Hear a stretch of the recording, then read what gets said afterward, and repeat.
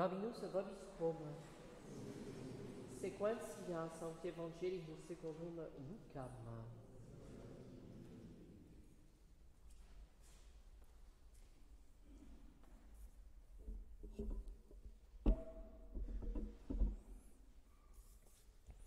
En ce temps-là, Jésus dit à ses disciples, « Demandez et l'on vous donnera, cherchez et vous trouverez, frappez et l'on vous ouvrira, car quiconque demande reçoit, qui cherche trouve, à qui frappe on ouvrira.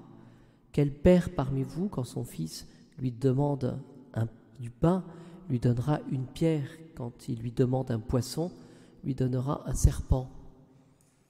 Ou quand il demande un œuf, lui donnera un scorpion.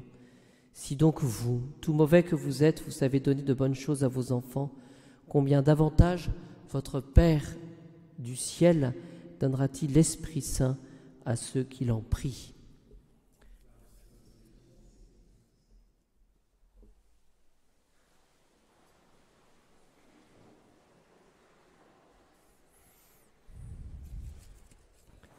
Demandez et l'on vous donnera, cherchez et vous trouverez, frappez et l'on vous ouvrira.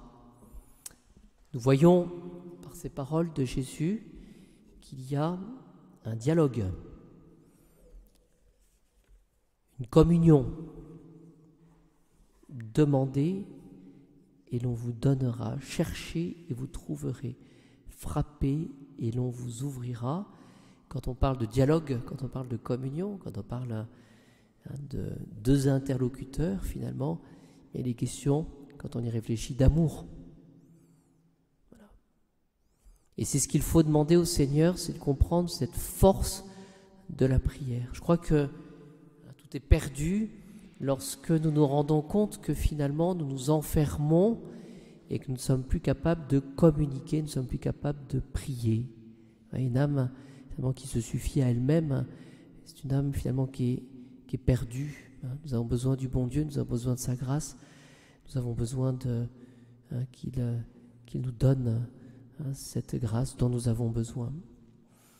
Alors nous sommes dans le temps, si l'on peut dire ainsi, de la fête du Saint-Sacrement. Nous avons eu la grâce hier d'avoir la fête Dieu, avec la belle procession. Nous en ferons la solennité dimanche. Et cela nous permet de mieux comprendre que nous avons besoin de l'Eucharistie. Dans l'économie voulue par le Seigneur du salut, nous avons besoin de nourrir notre âme. Voilà. Les enfants le comprennent bien cela, si on arrête de manger, on meurt. Mais si on arrête de communier, on meurt. On a besoin de Jésus hostie. On a besoin donc de la figure aussi du prêtre, parce que quand on réfléchit, s'il n'y a pas de prêtre, il n'y a pas de messe, s'il n'y a pas de messe, il n'y a pas d'Eucharistie. Donc essayons de bien entrer dans toutes ces considérations. Et nous avons eu dimanche dernier la visite donc du frère Robert, le frère Robert, donc moine bénédictin de l'abbaye du Barou, qui était venu présenter son ouvrage, son livre Bernanos, maître spirituel. Bernanos, maître spirituel. Et j'ai ouvert cet ouvrage qui m'a été offert sur la vocation. Voici ce qu'il dit à la suite de Bernanos. Vocatus. Ce mot signifie un appel venu d'en haut. Celui qui... Alors il y a la vocation du baptême, il y a la vocation sacerdotale, il y a la vocation de devenir enfant de Dieu. Mais je trouve que c'est intéressant de réfléchir à... Finalement, je vous parlais tout à l'heure de prière. Demandez, l'on vous donnera. Cherchez, vous trouverez. Frappez, et l'on vous ouvrira. Eh bien, lorsqu'on parle de vocation, Bernanos précise que s'agit d'un appel, et d'un appel venu d'en haut. C'est un peu intéressant pour nous de nous poser la question, qu'est-ce que le Seigneur attend de moi? Qu'est-ce qu'il attend de ma vie? Qu'est-ce qu'il attend de ces grâces que je reçois? Et il poursuit. Ce que nous faisons de grand,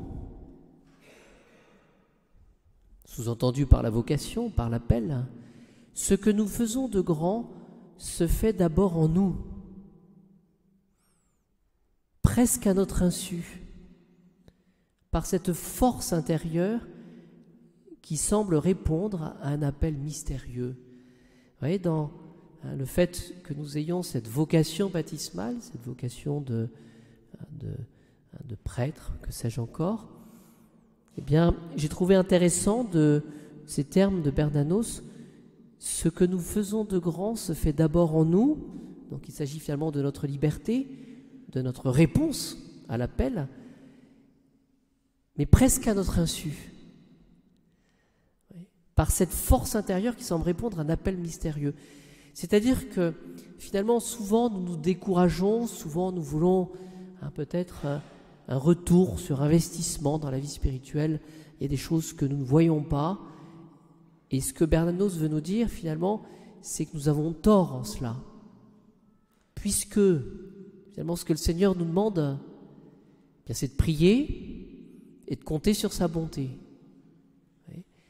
Et c'est ainsi qu'il y a cette effusion de la grâce, cette effusion de la vie du bon Dieu, mais pour nous, et presque à notre insu. C'est pour cela que le Seigneur nous dit qu'il ne faut jamais nous décourager. Je conclus. La vocation sacerdotale, parce qu'il parle de cela, mais toute vocation, est essentiellement un appel à la sainteté. Dans la forme qui découle du sacrement de l'ordre, on pourrait dire dans la forme qui découle du sacrement du baptême, c'est-à-dire que Bernanos nous dit que finalement, dans l'appel, celui qui est appelé, vocatus, mais dans la sainteté à laquelle nous sommes appelés, bien, il y a un cadre. Un cadre, le baptême, notre vie d'enfant de Dieu. Le sacerdoce, dans notre vie de prêtre. Et comment cela va se manifester? Par l'intimité avec Dieu. Est-ce que, finalement, je recherche ces moments privilégiés, peut-être même 30 secondes, mais avec le bon Dieu, intimité avec le bon Dieu, vous voyez, qu'il n'y ait pas de parasite. Ensuite, autre aspect des choses, imitation du Christ pauvre.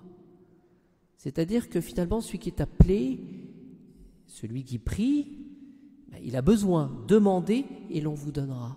Est-ce que nous manifestons au bon Dieu notre désir finalement de le posséder, de l'aimer, cette pauvreté? Ensuite, cette sainteté, elle peut se décliner aussi sous l'aspect de l'amour sans réserve des âmes. Souvent, nous aimons pour nous-mêmes, mais nous nous trompons. Est-ce que, si nous aimons notre âme, nous voulons véritablement notre salut, le salut de mon âme? Est-ce que finalement, tout ce que je supporte dans la vie, ce n'est pas nécessaire pour que je puisse sauver mon âme? Autre aspect des choses, le don de soi-même pour le véritable bien. Il y a une ordre de choix que nous faisons.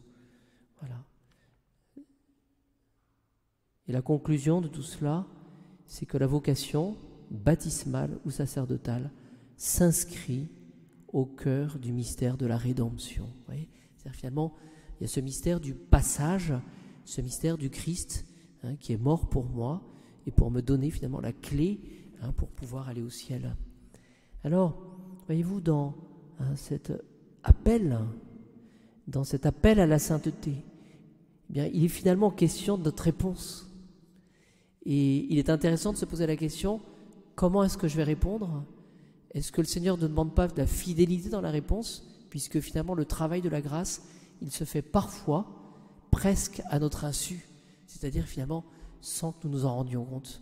Oui, je crois fermement que quand nous arriverons au ciel, nous serons émerveillés de ces petits riens, de ces petites choses que nous aurons pu faire, mais qui nous auront permis de sortir de nous-mêmes d'être moins égoïste et d'être plus porté vers le Seigneur.